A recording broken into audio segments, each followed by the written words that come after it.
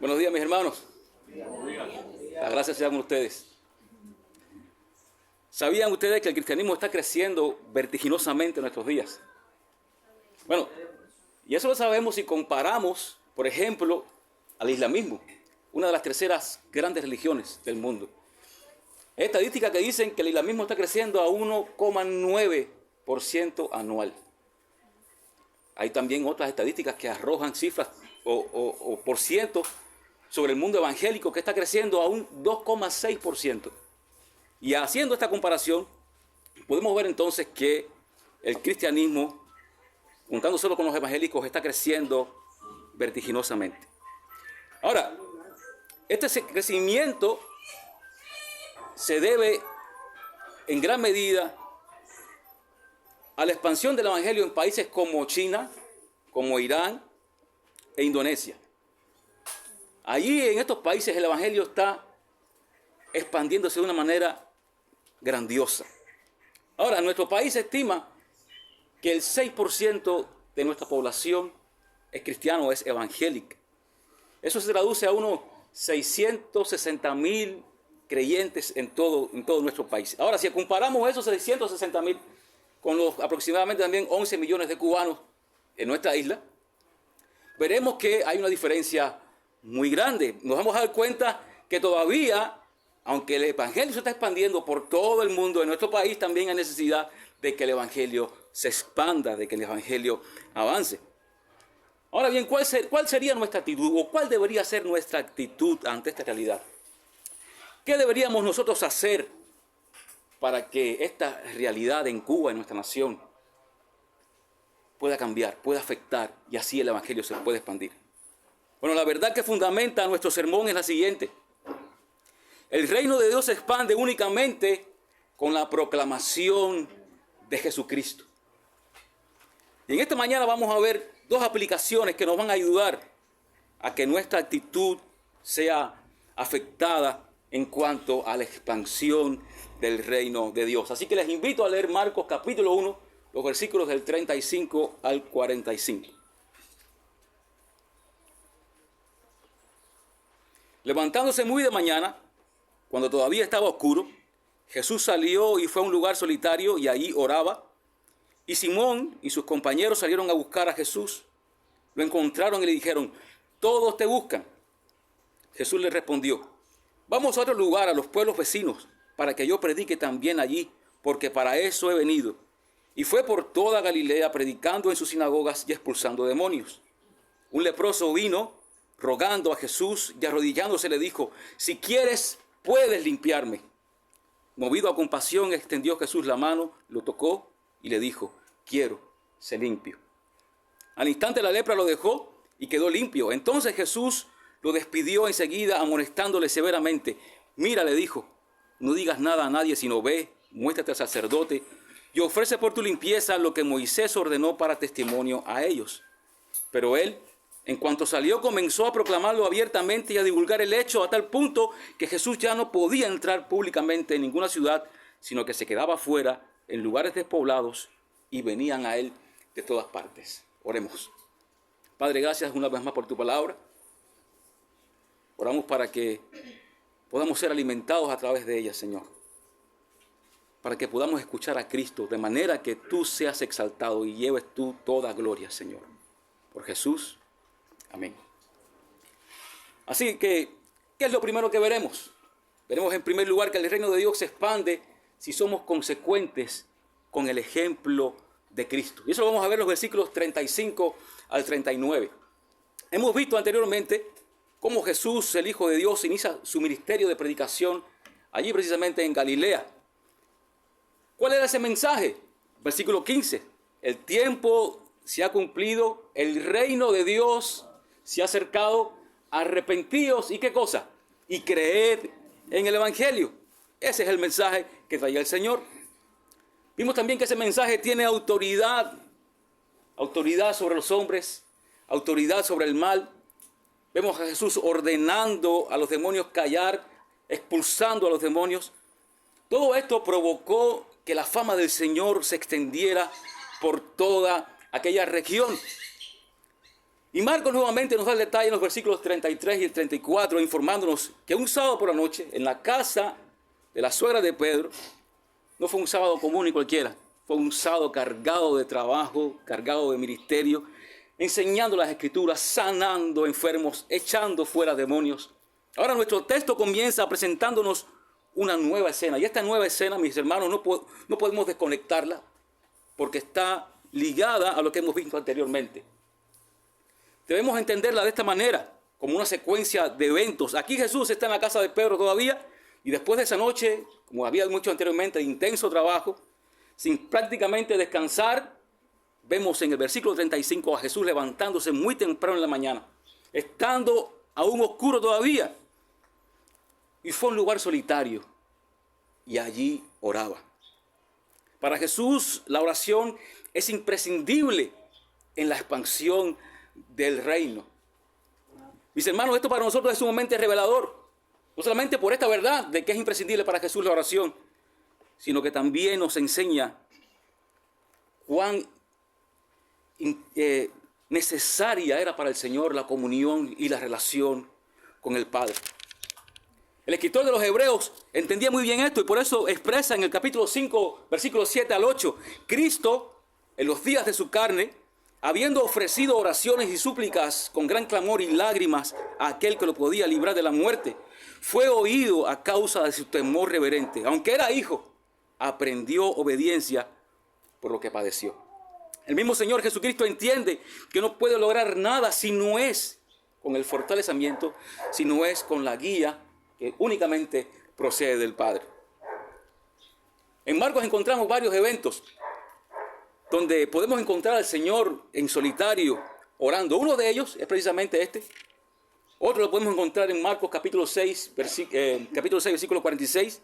Jesús, después de alimentar a 5,000 hombres y de enviar a sus discípulos a Betsaida, yendo hacia ellos, camina sobre el mar. El otro y último evento que vemos a Jesús en solitario y en oración fue en Marcos 14, 32 al 42, allí en Getsemaní, orando al Padre. ¿Saben qué es lo curioso de todas estas ocasiones donde Marcos nos presenta y nos muestra a Jesús orando en un lugar solitario?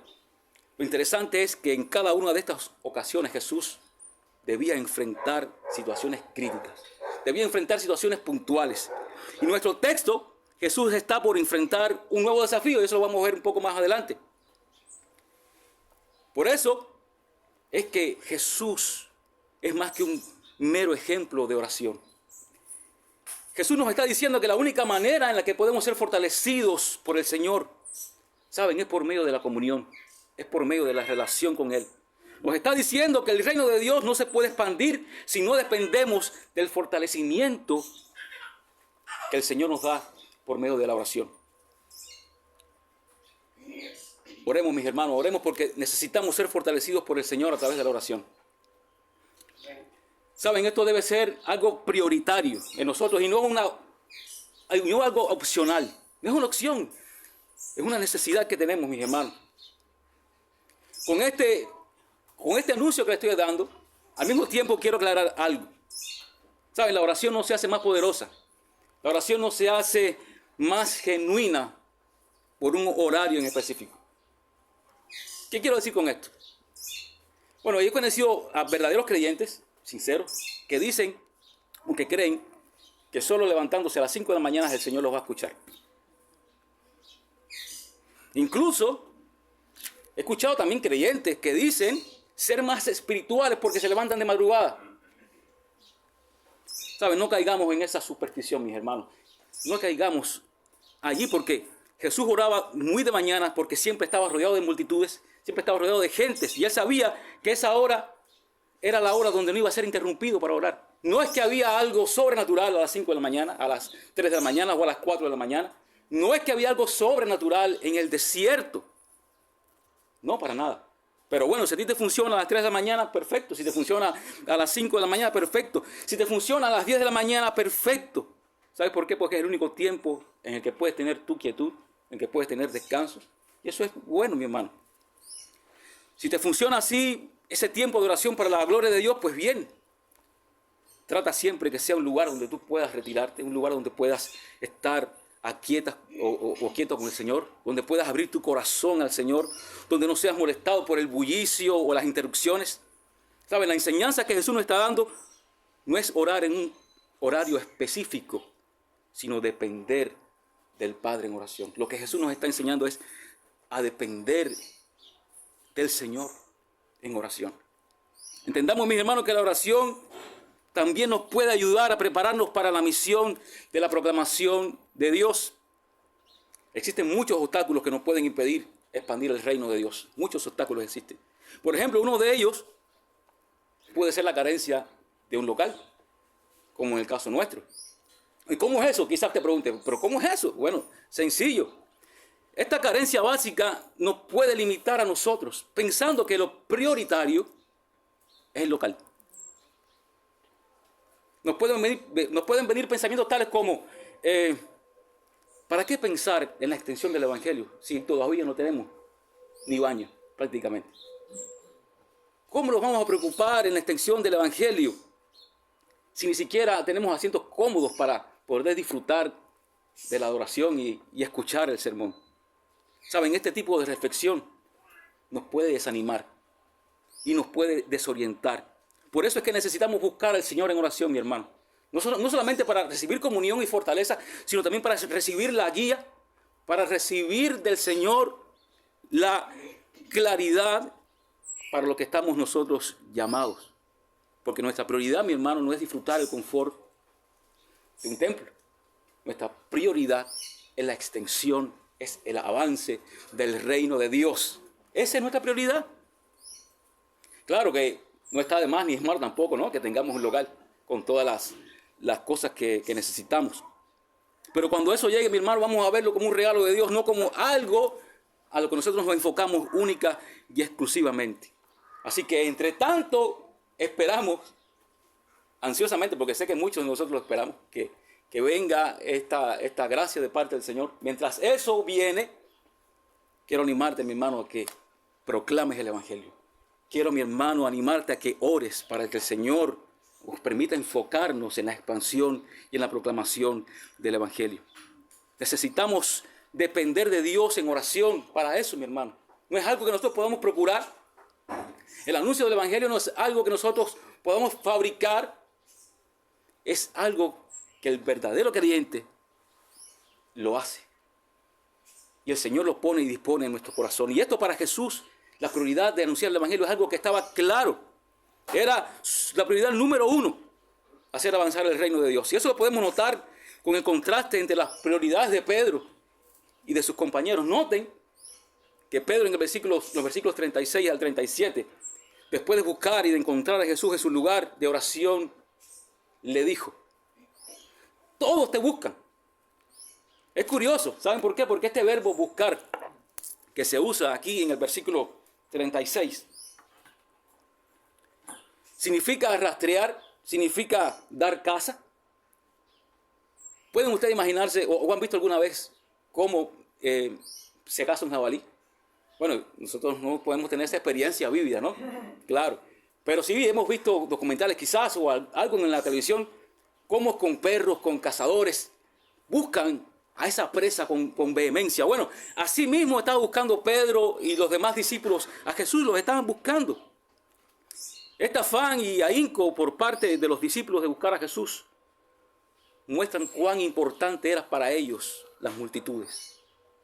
Noten el reclamo de Pedro: todos te buscan. Es como si Pedro le estuviera diciendo al Señor: mira, hay un sinnúmero de gente buscándote. Hay una multitud incontable de gente buscando. ¿Tú crees que sea momento ahora para que tú estés en un lugar solitario, orando? ¿En serio? Pedro tiene en mente la promesa que el Señor le hizo en el versículo 17. Seguidme y os haré que seáis pescadores de hombres. Ya tienen gente. Ya Pedro ve que tienen multitudes. ¿Saben qué cosa? Son famosos. ¿Cómo vas a estar orando aparte allí, en un lugar solo? No. Hay que atender a esta gente. ¿Saben? Demos gloria al Señor, mis hermanos, porque aunque Pedro y los demás no estaban claros en cuál era su prioridad, Jesús sí estaba claro en cuál era su prioridad. Su prioridad no es la fama, Su prioridad es la proclamación del Evangelio a todos. A todos. Mira la respuesta del Señor en el versículo 38.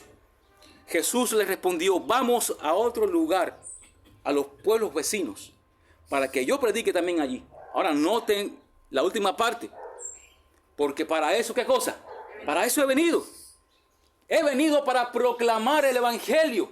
Pedro, he venido para anunciar el Evangelio. No para ser famoso. No para arrastrar multitudes tras de mí. No, he venido a anunciar el arrepentimiento. Mis hermanos, permíteme ilustrárselo de la siguiente manera. Piensen un momento en los logros de Nueva Vida. Piensen por un momento. Nosotros somos un referente local, nacional y me atrevería a decir que hasta internacional también. Somos un referente. Somos influyentes. Recomendamos a hermanos a otras iglesias, por ejemplo. Somos un referente de lo que es la predicación expositiva a través de los talleres. Pudiéramos decir que somos famosos. Sí, pudiéramos decirlo. Gloria al Señor por lo que hace. No hay nada malo o pecaminoso en ser referencia para otros de sana doctrina, de predicación expositiva. No, para eso no es malo. Ahora, a lo que nos ha llamado el Señor no es a la fama. A lo que nos ha llamado el Señor no es a la popularidad, sino a la expansión del reino de Dios. Y esa, mi hermano, debe ser nuestra prioridad. Antes que todo, por encima de todo, nuestra prioridad es la expansión del Evangelio. Este es el ejemplo que nos muestra Jesucristo y nosotros debemos ser invariables con ese ejemplo de prioridad y determinación para hacer la voluntad del Señor. Jesús vino a predicar el Evangelio de salvación, un mensaje, ¿saben? Un mensaje que es de Él y un mensaje que es acerca de Él. Y este es el Evangelio que nosotros debemos predicar y no otra cosa. Y ese es el Evangelio que debemos proclamar y no otro. No nos quedemos solo con el buen nombre, no nos quedemos solo con la buena referencia que tengamos como iglesia. ¿Sabe qué? Distingámonos por ser una iglesia empeñada en la expansión del Evangelio. Usemos la disciplina espiritual para apartar un día y así podemos compartir el Evangelio con otros. Comencemos a orar por nuestros grupos de comunidad. ¿Saben por qué? Porque ellos son potenciales iglesias a plantar. Así que oremos para que el Señor en su gracia y en su misericordia también nos permita hacer iglesias que plantemos otras iglesias. Mis hermanos, el reino de Dios se expande únicamente cuando somos consecuentes con el ejemplo de Cristo en dependencia de oración y en prioridad en la predicación del Evangelio. Marcos cierra esta sección con una interesante nota que demuestra la determinación del Señor sobre su misión en la expansión del Evangelio. Versículo 39. Y fue por toda Galilea, predicando en sus sinagogas y expulsando demonios. Ahora bien, ¿solamente orar es suficiente para que el reino de Dios se expanda? ¿O solo con tener claras nuestras prioridades en relación a la predicación del Evangelio es suficiente eso para la expansión del Evangelio? ¿Acaso vamos a necesitar algo más? Bueno, la respuesta es que en realidad sí necesitamos algo más. Y Marcos también nos quiere decir que el reino de Dios se expande cuando anunciamos lo que Cristo ha hecho por nosotros. Versículos 40 al 45. Estamos a punto ahora de presenciar uno de los actos más extraordinarios de Jesús. Esta nueva escena es una sanación en este viaje de predicación que el Señor hace por Galilea, como vimos allá en el versículo 39. Y es como si Marcos hiciera un zoom en su descripción para centrarse ahora en esta sanación. Para que tengamos una idea, padecer de lepra en los tiempos del Señor era horrible. No solo por lo penoso de la condición física, donde la piel y la carne estaba podrida, sino también por lo que implicaba en cuanto a su condición de pureza ceremonial. En Levítico 13 y 14 muestra que alguien que fuese leproso, ¿saben? Automáticamente quedaba excluido de la familia, excluido de los amigos, excluido de la vida religiosa. Su condición de impureza lo alejaba de todo y de todo, mis hermanos. Este hombre no podía ir libremente por los mercados. No podía hacer una vida social común como cualquier otro ser humano. No solo eso, sino también tenía que pasar por la humillación de pregonar por donde quiera que iba. Impuros. Impuros. ¿Pueden ver eso? ¿Puedes imaginar el sufrimiento de este hombre alejado, marginado? ¿Puedes imaginar siquiera el dolor de este hombre en su cuerpo putrefacto?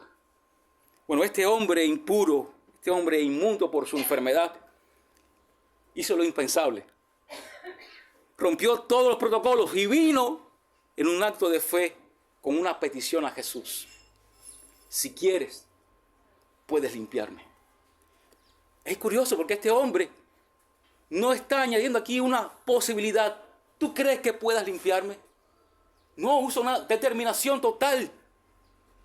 Un acto de fe. Si tú quieres, tú tienes toda la autoridad, tienes toda la potestad para sanar mi enfermedad.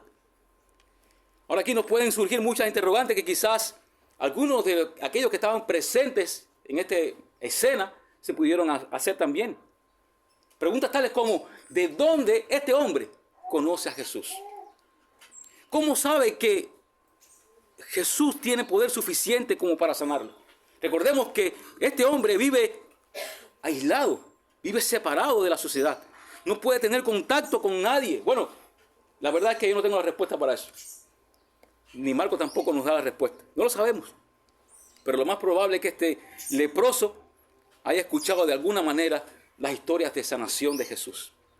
Tal vez escuchó decir que el Mesías, el Hijo de Dios, es ese que precisamente ahora está por toda Galilea predicando el Evangelio. Mis hermanos, ¿qué sucederá? ¿Jesús le sanará? ¿Jesús tendrá compasión de este hombre? Bueno, la respuesta y reacción de Jesús es sorprendente. Quiero, versículos 41 y 42, quiero, sé limpio. ¿Y saben qué pasó, mi hermano? Al instante la lepra lo dejó y quedó limpio. Alguien refiriéndose a este momento escribió la siguiente reflexión. Cuando el leproso estuvo frente a Jesús, fue un encuentro entre una gran miseria y una gran misericordia. ¿Pueden ver la escena, mis hermanos?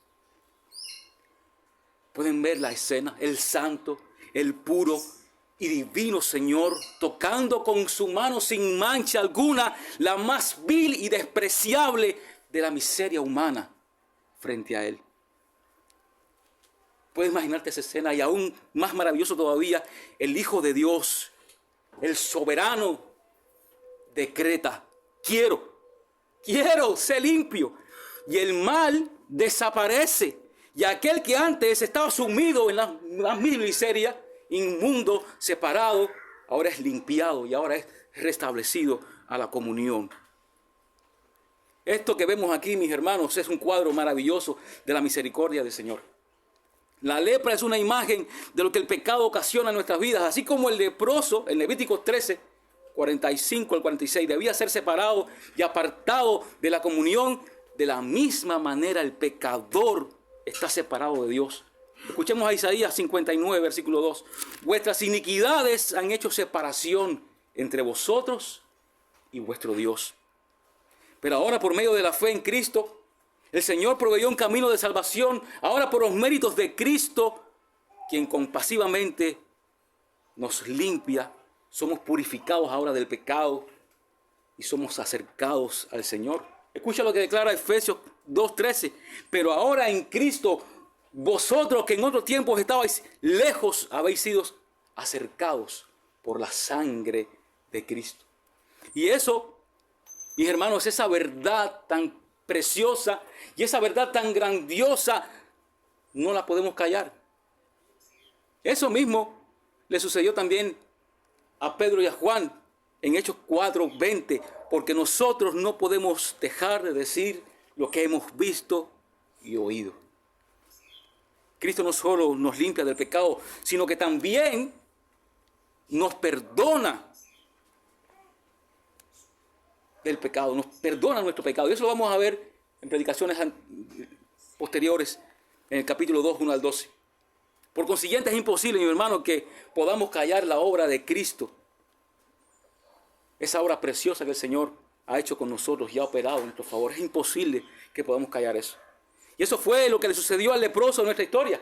A pesar de la seria advertencia que Jesús le hace en el versículo 44, mira que no le digas a nadie. Vemos que este hombre, ahora sanado, hace todo lo contrario. ¿Qué fue lo que hizo este hombre ahora limpiado y restituido a la comunión? Bueno, la nota que nos deja Marcos es interesante. Versículo 45. Pero él, cuando salió, comenzó a proclamarlo abiertamente y a divulgar el hecho a tal punto que Jesús ya no podía entrar públicamente en una ciudad, sino que se quedaba fuera en los lugares despoblados. Ahora, ¿qué es lo que Marcos nos quiere decir con esto? En este cierre. Bueno, en primer lugar, nos quiere decir que el Señor no quiere darse a conocer como un milagrero. El Señor no quiere darse a conocer como un milagrero. Él desea no llamar la atención a sus curaciones o sanidades, sino a su mensaje. Eso es lo que quiere hacer el Señor. ¿Saben por qué? Porque las sanidades o las curaciones solo confirman la verdad que Jesús está predicando. En segundo lugar, Marcos nos está diciendo o está haciendo un uso retórico, usando la orden no cumplida para resaltar la grandeza del milagro y del poder del que lo había obrado. Y en tercer lugar, Marcos nos quiere decir aquí que el énfasis no está en la desobediencia del sanado. El énfasis está en la imposibilidad de callar la obra del Señor. Ahí donde está apuntando Marcos. No podemos callar eso. Marcos también resalta, y venían a él de todas partes. Ahora, piense usted que su familia está en el extranjero. ¿No es así? Y que usted tiene una cita en la embajada y la embajada le dice, bueno, usted está aprobado, usted ya se puede reunir con su familia, pero no digas nada. No puedes decir nada. Tienes que guardar absoluto silencio. ¿Saben? Lo menos que usted va a hacer. Bueno, si no habla, porque sé que no va a hablar, por lo menos usted se ríe. Usted se ríe con todo el mundo. Y, pues, pero ¿qué le pasa a fulano? Y esa contentura que tiene. No te puedo decir. No, pero es que no hace falta que me lo digas, es que ya tu lenguaje corporal me lo está diciendo todo. Algo extraordinario te sucedió cuando estás actuando de esa manera. Pues miren, mis hermanos, eso es lo mismo que sucede cuando el Señor obra en un pecador, limpiándolo de su impureza y de su miseria. No lo puede callar. No lo puede callar. Tiene que proclamarlo. Tiene que anunciarlo. Y eso lo entendió muy bien la primera audiencia a la que Marcos le escribió. Saben, estos hermanos estaban siendo perseguidos por Roma. Eran gentiles, perseguidos por Roma, quienes querían que ellos precisamente se callaran el anuncio del Evangelio. Pero saben, la historia es testigo de que eso no sucedió. Nosotros somos testigos de que ellos no se callaron, sino que continuaron predicando, continuaron anunciando la obra poderosa del Evangelio operada en sus vidas. Nosotros somos testigos de eso porque ahora estamos aquí también nosotros creyendo en esa misma obra preciosa de salvación. Por eso quiero preguntarte, mi hermano, ¿cómo respondes ante la limpieza? ¿Cómo tú respondes ante la restauración que ahora tienes en Cristo? Déjame decirte que aquellos que hemos sido impactados por el Mesías no podemos callar lo que Él ha hecho en nosotros. No podemos callarlo. Agradezcamos al Señor por su misericordia. Solo por medio de Cristo hemos sido acercados y restablecidos para disfrutar de la relación y de la comunión con el Padre. Hoy tú puedes acercarte al Señor. Nunca vas a ser rechazado. Por eso, agradece al Señor. Proclamemos abiertamente el Evangelio que nos ha salvado, de tal modo que muchos conozcan a Cristo. ¿Saben? No se trata de tu testimonio personal. No se trata de algún milagro de sanación que el Señor haya operado en tu vida. Se trata del Evangelio, mi hermano. Y nada más que el Evangelio. No nos creamos que con tan solo ser parte de la membresía de esta iglesia es suficiente. Eso no es suficiente, mi hermano. Necesitamos proclamar Necesitamos anunciar a Jesucristo. ¿Saben por qué? Porque si Jesús no cayó a un leproso, ¿cómo nos va a callar a ti y a mí? Es imposible. Debemos continuar anunciando, debemos continuar predicando el Evangelio. ¿Sabes? Si estás aquí en esta mañana y aún no has confiado en el Señor, déjame decirte que tu condición es peor que la de ese leproso que cuenta esta historia. ¿Sabes por qué? Porque este hombre estaba enfermo físicamente, pero si no has confiado en el Señor, déjame decirte que tú estás enfermo, pero enfermo del alma. Estás separado, estás alejado de Dios, y la única manera de ser limpiado, la única manera de ser acercado al santo y justo Dios es creyendo en la obra purificadora de Cristo. Y esa obra preciosa del Señor hoy está extendida. Esa mano de gracia y de restauración está extendida. Por eso ven a Cristo en arrepentimiento y fe. Cree, confía en esa obra purificadora del Señor y serás aceptado y serás limpiado y serás amado y serás restituido a la comunión con el Padre. Ahora, ¿qué implicaciones surgen de nuestro texto? En primer lugar, necesitamos orar para ser capacitados en la extensión del Evangelio o del reino. ¿Saben? El mismo Señor nos dio ejemplo de eso. Si Él necesitaba comunión con el Padre, ¿cuánto más no necesitaremos tú y yo de la relación y de la intimidad con el Señor?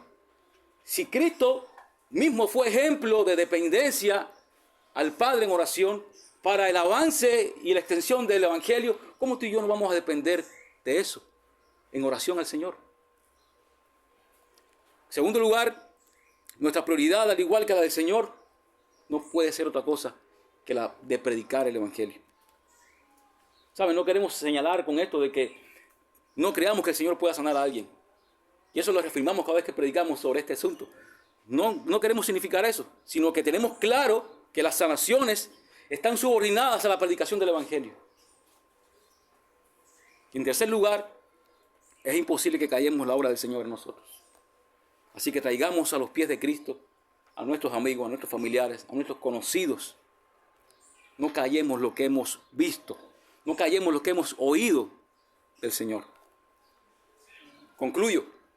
Lucas, en el capítulo 7, ante el interrogante de Juan el Bautista sobre si Jesús es el que ha de venir, vemos la respuesta del Señor en el versículo 2, y contad a Juan lo que habéis visto y oído. Los ciegos reciben la vista, los cojos andan, los leprosos son limpiados, los sordos oyen, los muertos son resucitados, y a los pobres se les anuncia el Evangelio. Todos aquellos que hemos confiado en Jesucristo somos portavoces vivientes de su misericordia. Podemos nosotros también, como acabamos de escuchar aquí en Lucas 7, contar lo que hemos visto y oído. Somos testigos del obrar del Señor al limpiarnos de algo peor que la lepra, mi hermano. Hemos sido limpiados totalmente del pecado.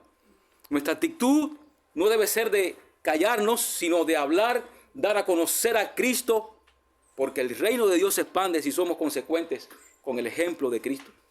El reino de Dios se expande cuando anunciamos lo que Cristo ha hecho por nosotros. Por tanto, el reino de Dios se expande únicamente con la proclamación de Jesucristo, el Hijo de Dios. Oremos. Padre, una vez más te damos gracias por tu palabra. Gracias por animarnos a proclamar tu obra, Señor. Cómo a través de la fe en Jesucristo somos limpiados del pecado y somos ahora restituidos nuevamente. Cómo a través de este precioso obrar tuyo podemos entonces anunciar, proclamar tu evangelio para que se expanda, para que muchos más conozcan y sepan tu maravillosa obra, Padre. Anímanos, Señor, ayúdanos, haznos valientes para anunciar tu evangelio a todos, Señor. Por Jesús.